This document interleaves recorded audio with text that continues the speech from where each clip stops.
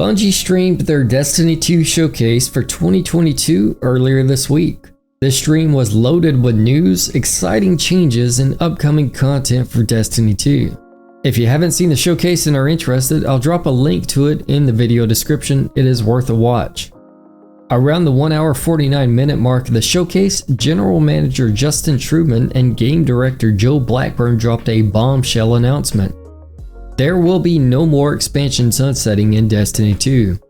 I'll give a quick explanation for any newer players watching the video. Back during 2020, Bungie introduced the Destiny Content Vault. The idea is that older content would be cycled into the vault when newer content was released. The original Red War campaign, the Curse of Osiris expansion, and the Warmind expansion were all placed into the Content Vault when Beyond Light released in fall of 2020. When the Witch Queen released in early 2022, the Forsaken campaign was also placed in the Content Vault. This process is also referred to as sunsetting, so you'll see that term used a lot. Once content enters the vault, it is no longer possible to play through it. Based on the cadence, it was expected for Shadowkeep to be sunset once Lightfall is released in February of 2023. That brings us back to the present.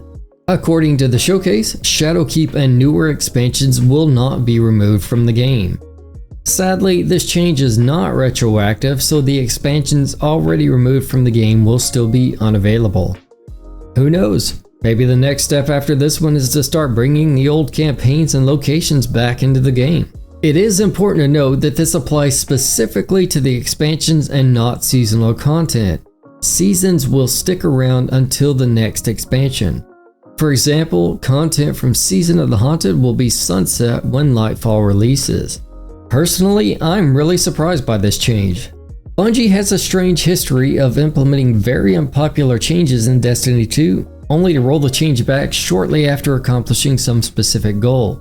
The example that comes to my mind is back when Bungie sunset all weapons that reached a set age. This included pinnacle weapons like Luna's Howl and 21% Delirium. They ended up rolling the change back a few months later, although any sunset weapons stayed sunset. Based on the timing, it was very clear that Bungie was trying to target pinnacle weapons without saying it outright. The question that comes to my mind is what happened here that changed Bungie's mind about expansion sunsetting? Was the goal to specifically remove the Forsaken campaign? Did Bungie work through the kinks in Destiny 2's code?